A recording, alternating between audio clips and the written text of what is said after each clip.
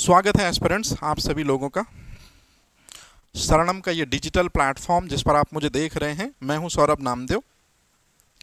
इन दिनों सुर्खियों में एक चर्चा बड़े कॉमन तरीके से पिछले 5 से 6 दिनों से रेगुलर है स्टूडेंट कि एफएसओ के साथ क्या होगा, हमारा क्या होगा, खाद्य सुरक्षा अधिकारी का नोटिफिकेशन कब आएगा, एग्ज़ाम होगा कि नहीं होगा, सर प्रिपरेशन कहाँ से शुरू करें, सर जो शुरू किया था अब क्या करें। बहुत सारे डाउट हैं, बहुत सारी चीज़ें हैं।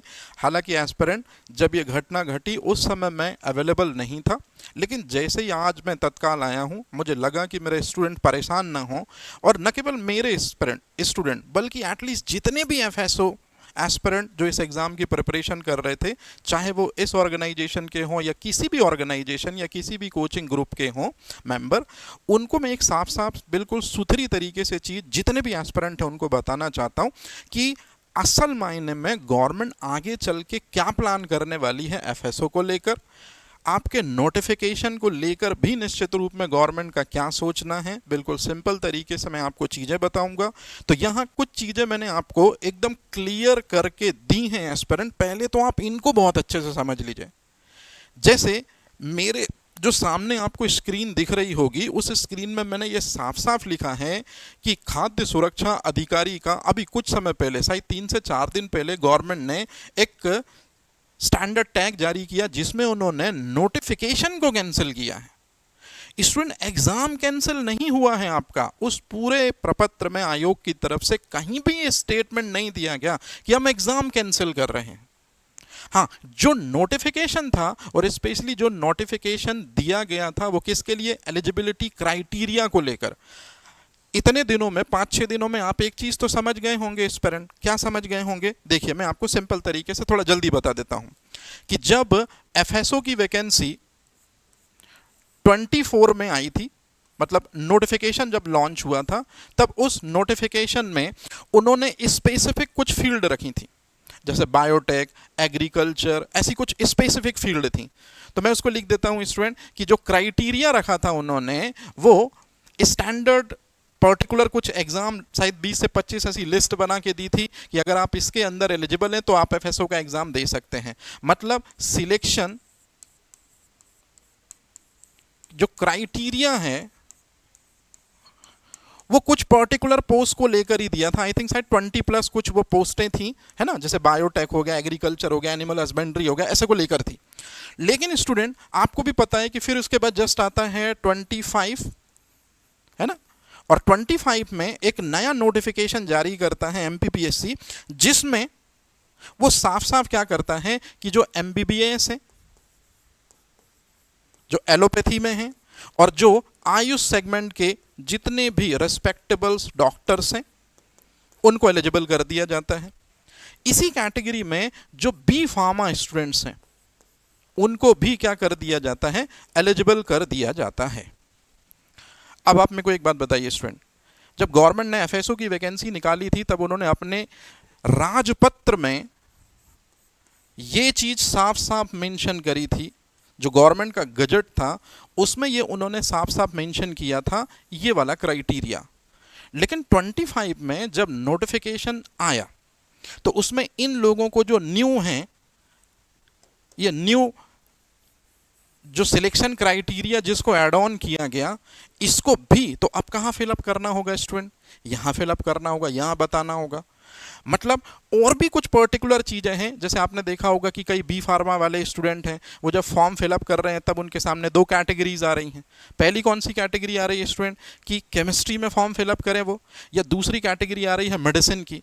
मतलब कुल मिला के बहुत सारा अभी भी लूप होल थे जिनको गवर्नमेंट ने क्या किया है, नोटिफिकेशन को उसने कैंसिल कर दिया। लेकिन एग्जाम अभी भी होगा, जैसा कि आप देख रहे हैं और समझ पा रहे हैं। तो कुल मिला के एलिजिबिलिटी क्राइटेरिया को लेकर गवर्नमेंट की तरफ से, या गवर्नमेंट भी नहीं, आयोग की तरफ से एकदम साफ सुथरी बात कर दी गई है कि क्राइटेरिया हम फिर से बना दे रहे हैं, फिर से डिसाइड कर दे रहे हैं, 2 महीने के अंदर नोटिफिकेशन जो है वो आ जाएगा, ऐसा गवर्नमेंट कह रही है। लेकिन मुझे ऐसा लगता है कि उससे पहले ही नोटिफिकेशन आ जाएगा। मतलब आप मानिए कि ये मई का मंथ चल रहा है, मई या जून में आपको इसी दौरान नोटिफिकेशन की गूंज कहीं ना कहीं एफएसओ की फिर से सुनाई देगी। ठीक है। अब सुनिए मुद्दे की चीज, जिस वजह से मैं आपके सामने आया हूं, क्योंकि यहां तक का पूरा क्राइटेरिया आपको एकदम क्लियर है, एकदम क्लियर है। जैसे कि मैंने शुरुआत में जो थंबनेल में यही चीज बोली है कि नोटिफिकेशन कैंसिल हुआ है, कुछ समय बाद नोटिफिकेशन आ भी जाएगा। 1 से 2 मंथ में गवर्नमेंट ने कहा है, मतलब आयोग ने कहा है कि हम नोटिफिकेशन ला देंगे। इसका मतलब है कि क्या आपका एग्जाम कैंसिल हुआ है? एग्जाम आपका होगा ही होगा। और याद करिए स्टूडेंट, अगर एग्जाम आपका होगा तो क्या आपको एग्जाम का रियलिटी पता है? आप बोलेंगे सर हमें पूरी रियलिटी पता है। अब जरा आप मेरे नजरिए से एक बार देखिए कि क्या आप इस लेवल पर मेंटली प्रिपेयर हैं, जबकि 120 पोस्ट हैं स्टूडेंट्स। कैसे मेंटली प्रिपेयर हैं समझने की कोशिश करते हैं। मैं आपको एकदम सिंपल तरीके से समझाता हूं, तो आपको लगेगा कि जो ये टाइम हमको मिला है ये बर्बाद करने का टाइम नहीं है। सर पे कपन बांध के एक बार फिर से नए सिरे से 2 कदम पीछे यदि हमने लिया है तो 4 कदम आगे आने का टाइम है स्टूडेंट। अब कैसे ये 2 कदम पीछे हुआ? चूंकि नोटिफिकेशन थोड़ा लेट है तो ये हुआ स्टूडेंट 2 कदम पीछे। और इसी 2 कदम पीछे में स्टूडेंट आप अपनी तैयारी को 4 कदम आगे वाली बना लेंगे, क्योंकि आपका मुकाबला ऐसे इंटेलेक्चुअल पर्सनैलिटी से होने वाला है जो आपके बाजू से बैठा होगा। 2 मिनट सोच के देखिए स्टूडेंट, आप जिस स्ट्रीम के हैं, आपके ठीक बाजू से MBBS बैठ कर पेपर देगा, आपके ठीक बाजू से बी फार्मा वाला बैठ के पेपर देगा, आपके ठीक बाजू से बायोटेक, फिशरीज, इस तरह के लोग पेपर दे रहे होंगे। आपके ठीक बाजू से MPPSC एस्पिरेंट जिसने MP घोर के पी है वो पेपर दे रहा होगा। आपके ठीक बाजू से पेपर सेकंड जिसका सबसे स्ट्रांग है MBBS, है ना, फार्मा वाले, और जो BMS BHMS रिस्पेक्टेबल डॉक्टर्स हैं और जिन्होंने पेपर सेकंड में फूड साइंस वगैरह की डिग्री ली है, उनके लिए तो बहुत आसान हो जाएंगी चीज़ें। अब आप याद रखिए, अगर आप फार्मा एस्पिरेंट हैं तो आपका भले पेपर 2 बेहतर है लेकिन आपकी MP वीक हुई, आपको उसको स्ट्रांग करना चाहिए। आप MBBS हैं, आपको लगता है कि सेकंड पेपर मेरा बहुत आराम से हो जाएगा, आपको पहला पेपर MP स्ट्रांग करना चाहिए। MPPSC के जो भी एस्पिरेंट FSO में एंट्री लेंगे तो याद रखिएगा उनको हमेशा पेपर 1 मतलब MP स्ट्रांग है उनका, लेकिन उनको पेपर 2 को स्ट्रॉन्ग करना चाहिए। मतलब कुल मिला के एस्पिरेंट, मैं जो समझाना चाह रहा हूँ, मेरी बात थोड़ा समझने की कोशिश कीजिए कि मैं कहना क्या चाह रहा हूँ। मैं कहना चाह रहा हूँ कि जो FSO का एग्ज़ाम होगा, आज नहीं तो कल होगा, कल नहीं तो परसों होगा, ये तो कन्फर्म है स्टूडेंट, है ना। और FSO के एग्ज़ाम में याद रखिएगा उन्होंने पेपर का डिवीज़न भी कर दिया है कि पेपर का जो डिवीज़न होगा स्टूडेंट वो कैसा डिवीज़न है, क्योंकि कुछ समय बाद वो नोटिफिकेशन लाने वाले हैं। तो जो पेपर है, अच्छे से देखिए, मैं जो मेन चीज़ आपको समझाना चाह रहा हूँ, हालांकि बहुत कम इंस्टीट्यूट ने इस फोकस पे स्टूडेंट का ध्यान खींचा है, मैं इसी मुद्दे पर आपका ध्यान खींचना चाहता हूँ कि FSO में जो पेपर 1 है स्टूडेंट, उसके जस्ट बाद में जो पेपर 2 है स्टूडेंट, और फिर लास्ट में इंटरव्यू है। तो ये 3 दरअसल में फेज हो गई।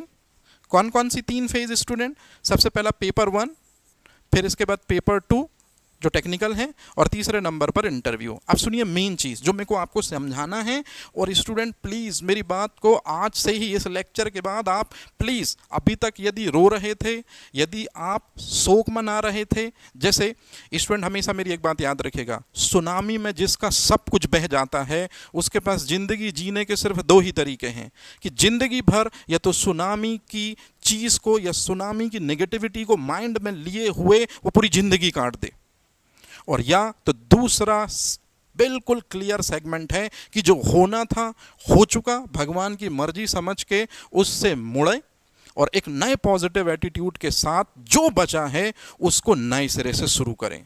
तो हम सभी एस्पिरेंट का हाल, स्पेशली टीचर्स का भी और एस्पिरेंट का, दोनों का हमारा हाल यही है कि जो हो चुका, जितनी मेहनत हमने कर ली, टीचर्स ने पढ़ाने में कर ली, स्टूडेंट ने पढ़ने में कर ली, जितने भी बुक वगैरह मार्केट में आई, जो भी FSO की तरफ मूव किया 2 महीने 3 महीने में, जितने अपनी मेहनत की, सब काबिल तारीफ है। गीता का स्टेटमेंट है, मेहनत किसी की बर्बाद नहीं जाएगी, आज नहीं तो कल मिलेगा फल, लेकिन मिलेगा जरूर।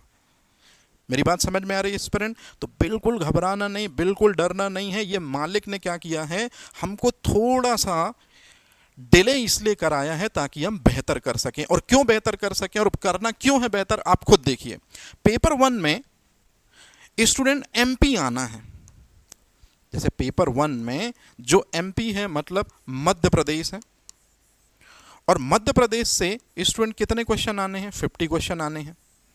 और आप लोगों ने ये चीज़ बहुत अच्छे से अभी सुन ली होगी, बहुत सारे जो टीचर्स हैं और जो रिस्पेक्टेबल इंस्टीट्यूट हैं वो ये बता रहे हैं कि यदि आपको एफएसओ में पेपर 1 क्वालिफाई करना है तो एटलीस्ट 20 क्वेश्चन आपको एग्जैक्टली जो हैं वो सही करने होंगे ही होंगे, जिसको अपन 40% बोलते हैं स्टूडेंट, है ना।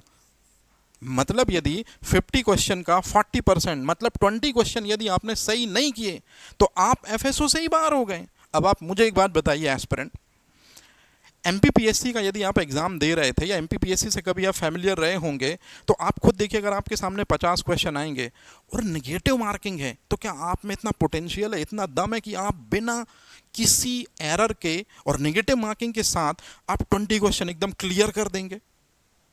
मैं बात कर रहा हूँ टेक्निकल स्टूडेंट से, मैं बात कर रहा हूँ एमबीबीएस से, मैं बात कर रहा हूँ बीएमएस एस्पिरेंट से, मैं बात कर रहा हूँ बी फार्मा एस्पिरेंट से, मैं बात कर रहा हूँ जो बायोटेक, जो फिशरीज है ना, इन सेगमेंट में जो महारत हासिल है जिनको, क्या ये सेगमेंट आप डील कर लोगे? और अगर आपको एफएसओ में फाइनल सिलेक्शन चाहिए तो आपको इसमें 20 क्वेश्चन मतलब 40% जो है वो करना ही होगा पेपर 1 में, राइट। इसके लिए आपको स्टूडेंट आज से पढ़ना होगा, मई से पढ़ना होगा, क्योंकि आप सिलेबस उठा के देखिएगा, एमपी का सिलेबस जो है उसमें आई थिंक, जैसा कि मैंने देखा है स्प्रेंट, कि जो यूनिटें दी गई हैं है ना, उन यूनिटों में यदि आप आज से पढ़ना शुरू करेंगे, जैसे मेरे एक रिस्पेक्टेबल सीनियर हैं टीचर, उन्होंने बताया कि सर एमपी यदि कोई आज से पढ़ना शुरू करे तो 4 से लगभग 4.5 महीने लग ही जाते हैं उसको बहुत अच्छे तरीके से थ्योरी पढ़ के और सब्जेक्ट को कंप्लीट करते हैं। मतलब एमपी को कवर करने में आपको 4 to 5 मंथ का टाइम लगेगा ही लगेगा एस्पिरेंट। क्यों? क्योंकि पहले आप थ्योरी पढ़ेंगे और दूसरी चीज फिर आप एमसीक्यू सॉल्व करेंगे। तो आप मुझे बताइए स्टूडेंट, क्या अच्छे तरीके से आपको ये चीज कवर करने में इतना समय नहीं लगेगा? क्यों आपने 4 दिन या 5 दिन बर्बाद किए? निश्चित रूप में जब ये वैकेंसी का नोटिफिकेशन कैंसिल हुआ तो बहुत सारे लोग परेशान हुए, लेकिन स्टूडेंट आप अब जिस एज के पड़ाव पर हैं, आगे चल के पल पल ऐसे झटके मिलने वाले हैं।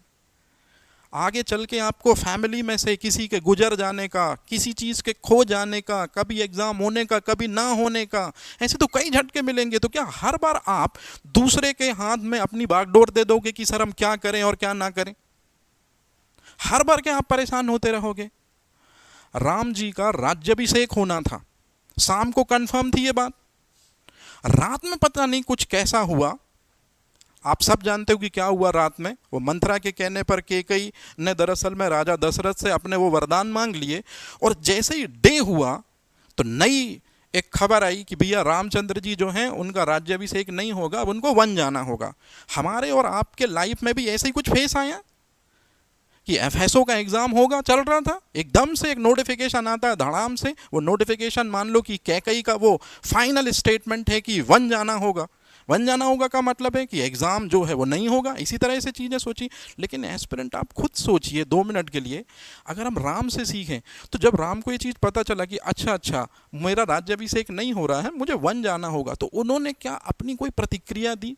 क्या दुर्योधन की तरह वो सबसे राय लेते रहे कि मैं क्या करूं क्या नहीं करूं? स्टूडेंट आपका परेशान होना बनता है, लेकिन इतना भी परेशान होना नहीं बनता। आपको थोड़ा सा माइंड सेट एकदम क्लियर करना था कि जब भी एग्जाम आएगा, जब भी एग्जाम कंडक्ट होगा, तो निश्चित रूप में इस एग्जाम के सारे पैरामीटर में आपको, अब देखिए मेरी नज़र से देखिए, आप एमपी आप इतने समय में अच्छे से कर पाओगे थ्योरी और एमसीक्यूज के साथ में। 50 में से 20 क्वेश्चन आपको बिल्कुल राइट करने, और जिन एस्पिरेंट के 20 क्वेश्चन भी राइट नहीं होंगे वो एफएसओ से तत्काल बाहर हो जाएंगे। तो मुझे ऐसा लगता है कि ठीक है, नोटिफिकेशन कैंसिल हुआ था, एग्ज़ाम कैंसिल नहीं हुआ है, एग्ज़ाम होना ही होना है। तो जो एस्पिरेंट मेरा आज से लेक्चर सुन रहे हैं, अब आप एक काम कीजिए, जिनको सिर्फ एफएसओ देना है, ये डे है स्टूडेंट, डे के आप 2 पार्ट कर दीजिए। प्लीज मेरी बात बड़े ध्यान से सुनिए, डे के 2 पार्ट कर दीजिए। डे के 2 पार्ट में 12 आवर्स और 12 आवर्स, ये 12 आवर्स में आप एमपी पढ़िए और अगले जो 12 आवर्स हैं उसमें आप पेपर सेकंड जो टेक्निकल वाला पोर्शन है स्टूडेंट, आप उसको पढ़िए। एक भी क्वेश्चन आपसे इधर मिस नहीं होना चाहिए, याद रहेगा ये चीज। चलिए अब चलते हैं आगे। पेपर सेकंड जो है, पेपर सेकंड में आपको ऑलरेडी पता है, चूंकि मैं पढ़ा रहा हूं एस्पिरेंट तो मुझे थोड़ी सा याद है ना। इसको मैं ग्रीनरी से ले लेता हूं ताकि आपको क्लियर रहे। थोड़ा सा टेक्निकल पोर्शन है। वो टेक्निकल पोर्शन कैसा है, फूड से रिलेटेड, फूड एडल्ट्रेशन, फूड से रिलेटेड है ना, बहुत सारी चीज़ें हैं, ये आपको ऑलरेडी पता होगा। टोटल कितनी यूनिट है स्टूडेंट, 10 यूनिट है। अब आप मुझे बताओ ये 10 यूनिट कंप्लीट करने में आपको कितना टाइम लगेगा। चलो मैं आपसे नॉर्मली पूछता हूँ, बहुत से एस्पिरेंट को लग रहा होगा जैसे हम लोग अभी पढ़ा रहे हैं, जैसे मैं और पूरी सनातन की हमारी टीम काम कर रही है, तो स्टूडेंट 10 इस वाले पोर्शन को हमने टारगेट किया था। खुद समझिए आप लोग, हम टीचर लोगों ने टारगेट किया था, जब कोई मैटर नहीं था, कुछ नहीं था, हमने पढ़ाना शुरू किया और आप लोगों का इतना प्यार मिला हम लोगों को कि जिसके लिए हम तहे दिल से शुक्रिया करते हैं एस्पिरेंट आपका, कि आपने बराबर हमारा साथ दिया और ये चीज़ समझा कि मैटर ना होने के बावजूद भी टीचर जो मैटर ला रहे हैं आपने उसको पढ़ा, आपने उसको समझने की कोशिश की और चीज़ें एक्सेप्ट करी। ये मुझे बहुत अच्छी चीज़ लगी। और अब तो हालांकि हमारे पास में काफ़ी हद तक मैटर आ गया है, हमने पेपर भी देख लिया है, तो हम बिल्कुल रेडी टू फाइट के लिए बिल्कुल तैयार हैं स्टूडेंट, आपके हक के लिए। लेकिन आप मुझे बताइए पेपर सेकंड में जो है 10 यूनिट है, टोटल कितने क्वेश्चन आने हैं स्टूडेंट, 100 क्वेश्चन आने हैं। और इस 100 क्वेश्चन में से भी अब खतरनाक चीज़ ये है एस्पिरेंट कि आपको 40% क्वेश्चन राइट करने होंगे। मतलब यहां थोड़ा सा टफ है। मुझे ये चीज टफ समझ में आती है ये कि एस्पिरेंट यहां तो फिर भी आप एमपी में 20 क्वेश्चन तो सेट कर लोगे, मुझे मालूम है, लेकिन यहां ये 100 क्वेश्चन में से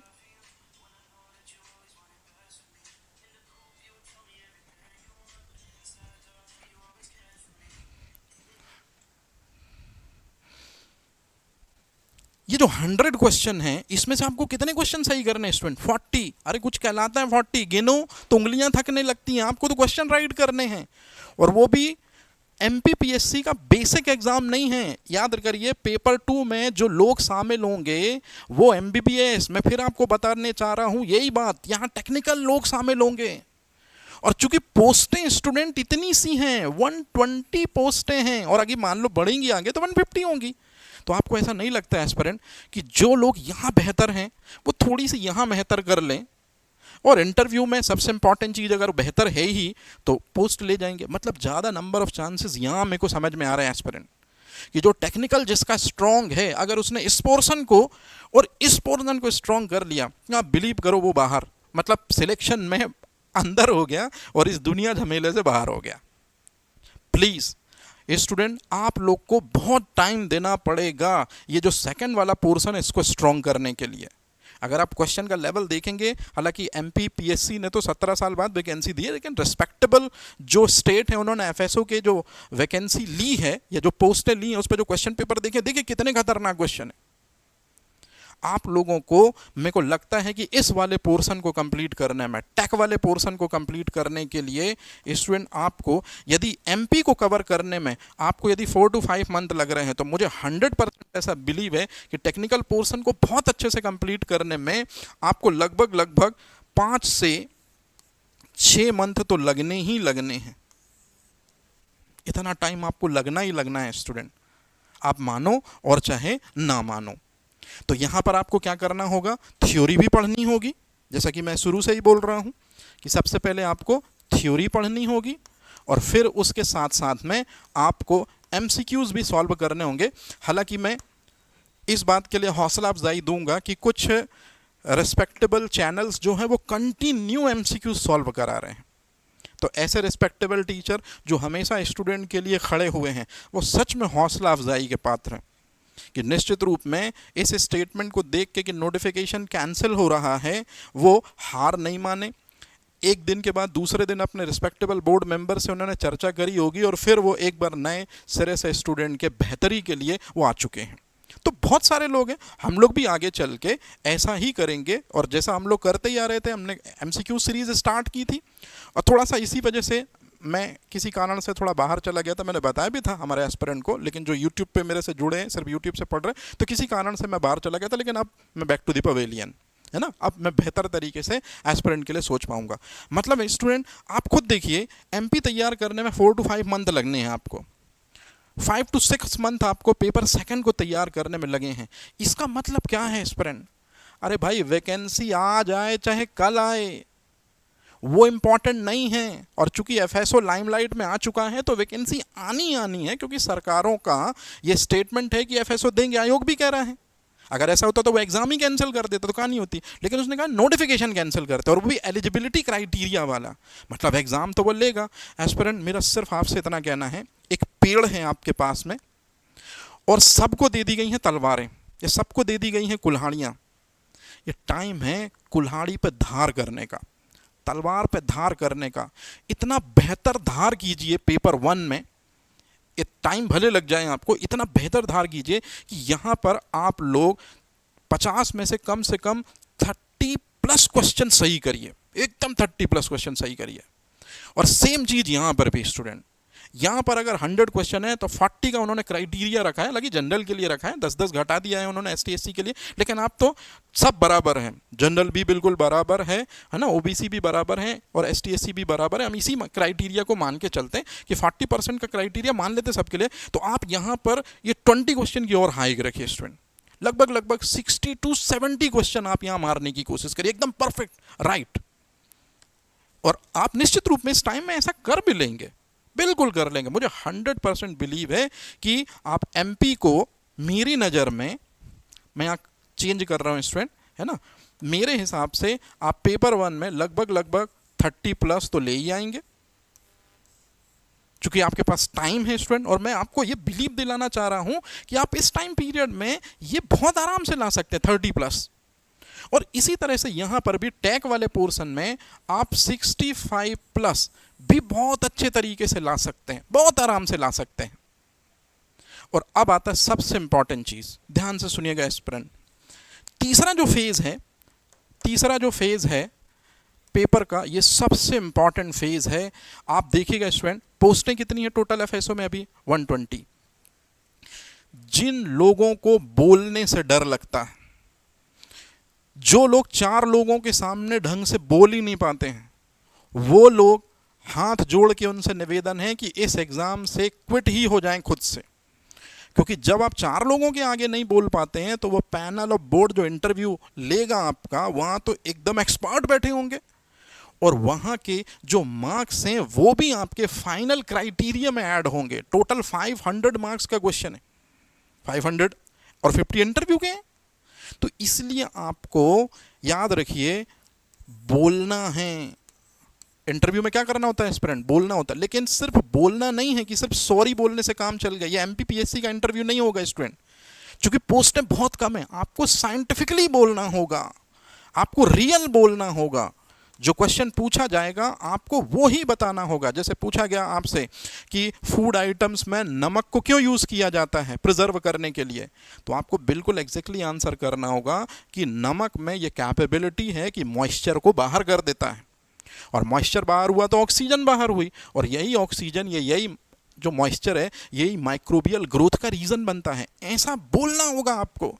और ये आप बोलेंगे कब? जब पढ़ेंगे ज़्यादा। मेरा रिक्वेस्ट है स्टूडेंट, मेरा आपसे प्लीज़ रिक्वेस्ट है, पेपर 1 एमपी आप बहुत अच्छे तरीके से पढ़िए, बहुत स्ट्रॉन्ग कीजिए इसको आप, और 4 to 5 मंथ में आप इसको स्ट्रॉन्ग कर भी देंगे। फिर एस्पिरेंट आप पेपर 2 को, जिसमें वो टेक्निकल पोर्शन है, फूड वाला पोर्शन है, इसको आप और भी स्ट्रॉन्ग करिए, और भी स्ट्रॉन्ग करिए। ये टाइम रोने धोने का नहीं है, वैकेंसी आएगी कि नहीं है, धार करने का टाइम है एस्पिरेंट। ये जो टाइम है ये अपनी कुल्हाड़ी पर धार करने का टाइम है, ठीक है, याद रखिएगा।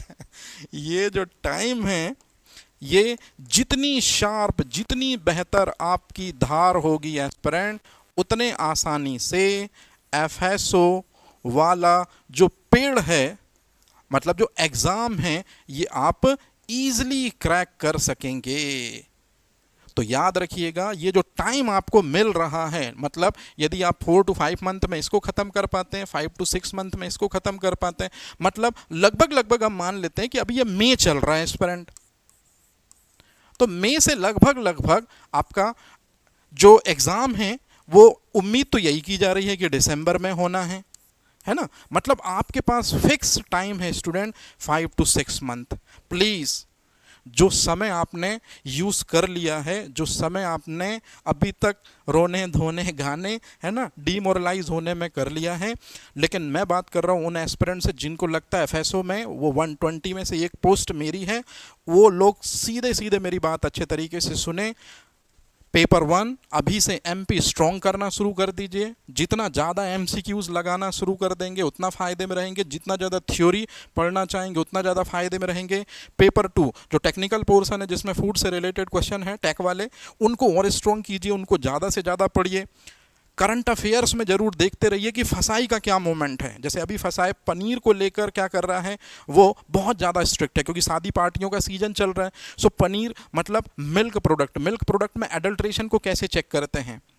फसाई ने किस किस जगह पर रेट मारी है, सेंध मारी है, कितना फूड आइटम्स जो है वो लिया है। फसाई के आप इंपॉर्टेंट चीज़ें देख सकते हैं कि मैगी के बाद से वो बहुत ज़्यादा लाइमलाइट में आ गया है, और अब तो अमूल प्रोडक्ट्स जो है उसकी भी चेकिंग की तरफ में कौन आगे बढ़ चुका है, फसाई। मतलब कुल मिला के फसाई से रिलेटेड जो भी मतलब आप न्यूज़पेपर जब भी देखें स्टूडेंट, तो यदि फूड, मतलब कई लोग मेरे से कहते हैं कि सर क्या पढ़ें हम न्यूज़पेपर में, तो यदि आप न्यूज़पेपर देखें या न्यूज़पेपर यदि आप सुनते हैं, तो यदि उस न्यूज़पेपर में आप एमपी या फूड से रिलेटेड या फसाई से रिलेटेड आप कुछ भी चीजें यदि देखते हैं, आप तत्काल उनको नोट्स बना लीजिए स्टूडेंट, बिल्कुल नोट्स बना लीजिए आप। एमपी फूड फसाई से रिलेटेड कोई भी इंफॉर्मेशन आप देखते हैं न्यूज़पेपर से, आप उसको नोट्स के रूप में बना लीजिए। मतलब मैं ये कह रहा हूं एस्पिरेंट, नोटिफिकेशन गवर्नमेंट जल्दी देगी, आपको इंतजार नहीं करना है नोटिफिकेशन का कि जब नोटिफिकेशन आएगा हम तब से तैयारी शुरू करेंगे। ऐसे में वो लोग बाजी मार के ले जाएंगे जो अभी से पढ़ना शुरू कर रहे हैं। और मैं आपको फिर से बता दूं, इस एग्जाम में इंटेलेक्चुअल माइंड जो है वो थोड़ा हैवी होने वाला है।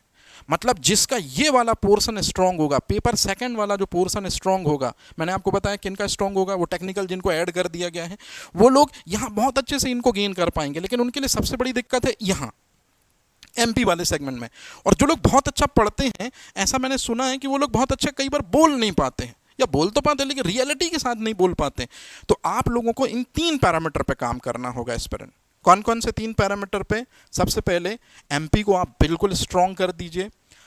मेरी अभी रिस्पेक्टेबल सर जो हमारे डायरेक्टर हैं, उनसे हमारी बात हो रही थी कि हमने अभी एमपी के लिए जो हैं, जैसे आप एस्पिरेंट का भी कहना है कि सर एमपी से रिलेटेड आप कुछ क्लासेस अवेलेबल कराइए, हम जल्दी इस पर चर्चा ही कर रहे हैं और जल्दी आपके लिए ये एज अ गिफ्ट के रूप में हम पेपर 1 का एमपी वाला सेगमेंट लेके आएंगे, ताकि आप भी स्ट्रॉन्ग करते चलें, हम भी स्ट्रॉन्ग कराते चलेंगे। और पेपर 2 पे हमने बिल्कुल कसर नहीं छोड़ी है एस्पिरेंट। आज ही मैं लौट कर आया हूं और आज ही लेक्चर रिकॉर्ड मैंने अभी कर दिया है। मतलब ऐप पर हम बिल्कुल वीक नहीं पढ़ रहे हैं।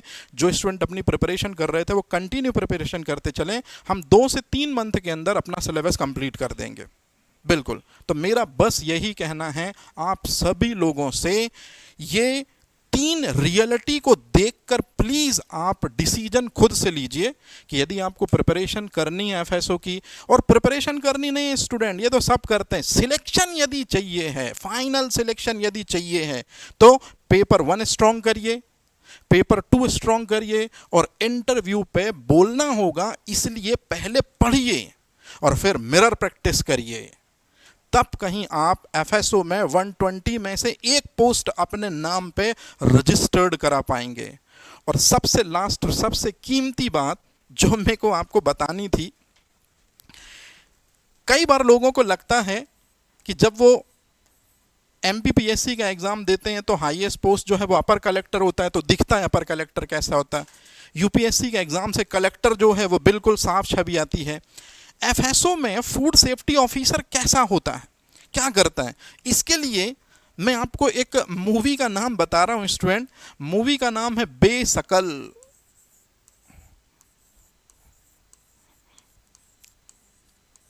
ये नाम है मूवी का, बेशकल।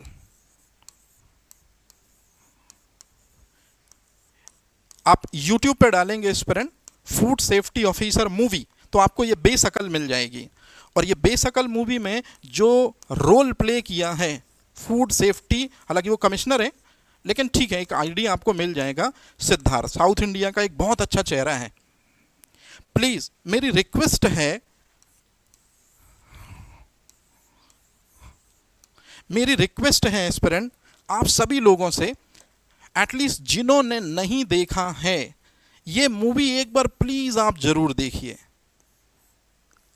आपको इंटरव्यू में बहुत से क्वेश्चन ऐसे सॉल्व हो जाएंगे इस मूवी को देखते हुए कि मान लीजिए आप एफएसओ फूड सेफ्टी ऑफिसर के रूप में जब आप किसी ढाबे में जाते हैं तो क्या चेक करेंगे, ऑयल में क्या चेक करेंगे, मसालों में क्या एडल्ट्रेशन चेक करेंगे, है ना, दूध में क्या चीज चेक करेंगे, या ब्रेड की सेल्फ लाइफ कितनी होती है। बहुत सारा नॉलेज, मतलब फूड से रिलेटेड बहुत सा नॉलेज आपको इस मूवी में जो इस एक्टर ने लीड की है उसमें मिल जाएगा। So this is our personal request to all FSO aspirant, वो इस मूवी को एक बार जरूर देखिए। इसका सब्जेक्ट बहुत यूनिक है, इसका सब्जेक्ट बहुत यूनिक है। ऑलरेडी ये मिलियंस में व्यू है इस मूवी का एस्पिरेंट, है ना, लेकिन मैं चाहता हूं कि एक बार फिर से एफएसओ एस्पिरेंट जो हैं वो इस मूवी को देखिए। और सच में सिद्धार्थ ने इस मूवी में इतनी मेहनत की है कि इस पोस्ट को उसने जनता जनार्दन के सामने लाकर ये बता दिया कि फूड सेफ्टी ऑफिसर जो है वो असल मायने में लोगों के हेल्थ का सच्चा रखवाला होता है। अगर फूड सेफ्टी ऑफिसर किसी एरिया में बहुत स्ट्रॉन्ग तरीके से अपने फंक्शंस को परफॉर्म करे, जैसे इंदौर में हो रहा है स्टूडेंट, जैसे राजस्थान में हो रहा है, इस समय राजस्थान की जो गवर्नमेंट है वो बहुत ज़्यादा एफएसओ को एक्टिव किए हुए है, और उसी को देख के मध्य प्रदेश सरकार भी बहुत ज़्यादा एक्टिव हो गई है एफएसओ को लेकर, मतलब उनके ग्राउंड ऑन फील्ड रिपोर्टिंग को लेकर, और बहुत बेहतर काम कर रहे हैं। आपने देखा होगा शादी और पार्टियों में बहुत सारा जो पनीर है उसको डिस्पोज कराया जा रहा है। मिल्क से बने बहुत सारे ऐसे आइटम्स हैं जिनको लंबे लंबे समय तक रखा जाता है, उन पर फाइन लिया जा रहा है। तो आपको एक रोल समझ में आएगा कि what is the real role of FSO, वो आपको इस मूवी से इजीली देख के समझ में आ जाएगा। और कुछ दो चार चीज़ें जो इंटरव्यू पैनल में आपसे पूछी जा सकती हैं वो उनका काम बहुत आसान हो जाएगा। तो स्टूडेंट मेरी पर्सनल रिक्वेस्ट है कि आप इस मूवी को जब भी टाइम मिले तो आप इसको जरूर देखें। और स्पेशली इस मूवी में पूरा सेगमेंट देखने की चीज़ नहीं कि रोमांस देख रहे हैं आप, ड्रामा देख रहे हैं, उसकी लाइफ देख रहे हैं, स्पेशली वो फूड सेफ्टी वाला जो असेसमेंट है या फूड सेफ्टी वाला जो सेगमेंट है आप उसको जरूर देखिएगा कि कैसे वो केसों को हैंडल करता है। और एक चीज़ सबसे इंपॉर्टेंट, अगर डरने से किसी पर्सन से